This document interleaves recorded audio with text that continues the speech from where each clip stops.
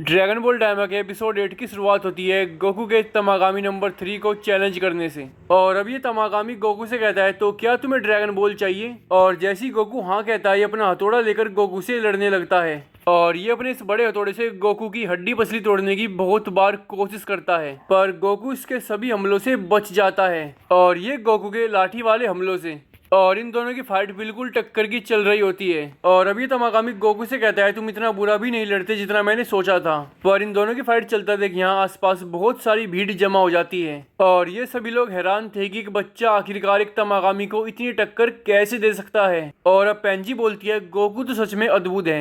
और अब सुप्रीम काय कहती है गोकू एक जीनियस है और गोकू को इतना जल्दी इस दुनिया की हवा की आदत भी हो गई है। और अब हमें ग्लोरियो को दिखाया जाता है और इसने खुद उम्मीद नहीं की थी कि गोकू एक तमागामी को इतनी अच्छी टक्कर दे पाएगा। और अब तमागामी अपने हथौड़े को गोकू के ऊपर फेंककर उसको अपनी साइकिक पावर से पुश करने लगता है और गोकू अपनी लाठी की मदद से इसको रोकने की कोशिश करता है। पर इस तमागामी की साइकिक पावर बहुत ज्यादा थी और गोकू को इसके हथौड़े को अपनी लाठी से रोकने में मुश्किल आ रही थी। तो अब गोकू सुपर सेन बन जाता है और अभी तमागामी अपने हथौड़े से गोकू के पीछे से उस पर हमला करता है। पर अब गोकू अपनी लाठी मारकर इस हथौड़े के 2 टुकड़े कर देता है और फिर अपनी लाठी को रख भी लेता है। और अब गोकू तमागामी से कहता है चलो असली में लड़ते हैं। और अब तमागामी और गोकू फिर से लड़ने लगते हैं और इस बार तमागामी अपने सैकड़ों एनर्जी अटैक्स करता है पर गोकू हर एक से बच जाता है।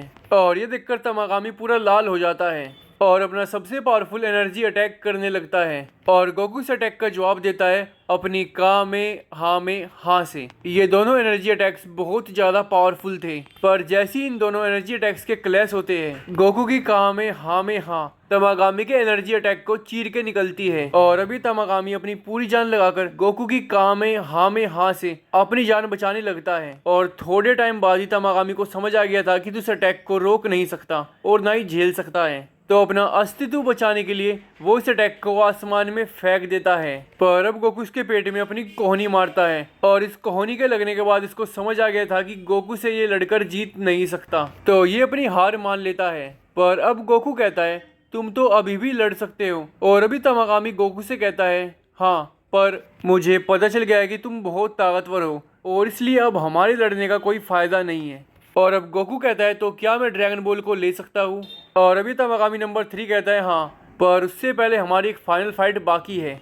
और अभी तमागामी एक टेबल पे 5 बड़े गिलास रख देता है और ड्रैगन बॉल को एक गिलास में डाल देता है। और गोकू से कहता है इस गिलास को ध्यान से देखो, मैं इन सभी गिलासों को आपस में बदलूंगा और मेरे इन सबको आपस में बदलने के बाद अगर तुम बता पाए कि ड्रैगन बॉल कौन से गिलास में है तो ड्रैगन बॉल तुम्हारी हो जाएगी। और पेंजी कहती है ये तो घटिया चाल है, तो फिर गोकू के लड़ने का फायदा ही क्या हुआ। अब सुप्रीम काय कहते हैं ये भी एक तरह की बैटल ही है।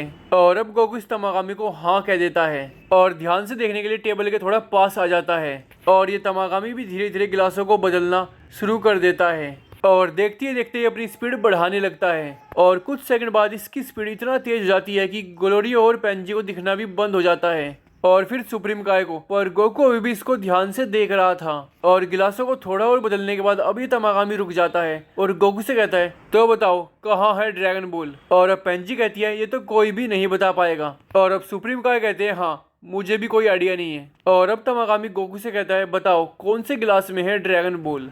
और अब गोकू बोलता है नहीं, ये किसी भी कप में नहीं है, ये असल में उधर है। और ये ड्रैगन बॉल असल में उधर ही थी एक आदमी के सर के ऊपर। और अब वो आदमी और उसके आसपास के पड़ोसी भी डर जाते हैं कि ड्रैगन बॉल यहाँ कैसे आ गई और कब आ गई। और अब गोकू इस तमागामी से कहता है तुमने आखिरी में इस ड्रैगन बॉल को उधर फेंक दिया था।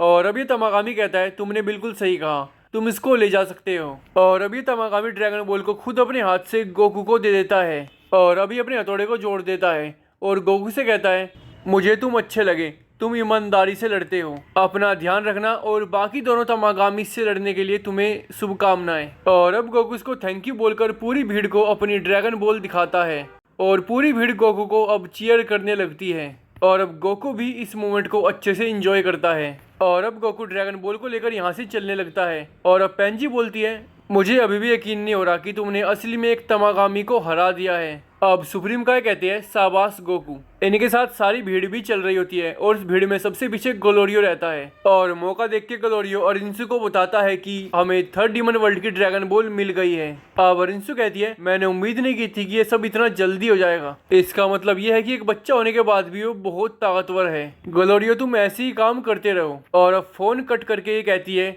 अब वक्त आ गया है कि मैं भी अपने मेन प्लान पे काम करना शुरू कर दूं। दूसरी तरफ गोकू, ग्लोरियो, सुप्रीम काय और पेंजी अब यहाँ से रवाना हो जाते हैं और अब हमें तामागामी नंबर 3 को दिखाया जाता है और ये बेचारा गोकू की कामे आमे हाँ की प्रैक्टिस कर रहा होता है और ये सीन देखने में बहुत ज़्यादा फनी था और इंस्पायरिंग भी था। प्लेन में पेंजी गोकू से कहती है तुम असल में कितने ताकतवर हो। और अब सुप्रीम काय ग्लोरियो से पूछती है ग्लोरियो हम जा कर रहे हैं। ग्लोरियो कहता है हम वापस सामा के पास जा रहे हैं ताकि हम वहां से सेकंड डीमन वर्ल्ड में चले जाएं। हम छुपके से इस तरह से ट्रैवल करेंगे ताकि कोई हमको ढूंढ ना पाए। अब पेंजी कहती है छुपके ट्रैवल करने की अभी तो कोई जरूरत नहीं है क्योंकि हम उन मिलिट्री पुलिस के ऑफिसर्स के कम्युनिकेशंस खराब करके आ गए थे।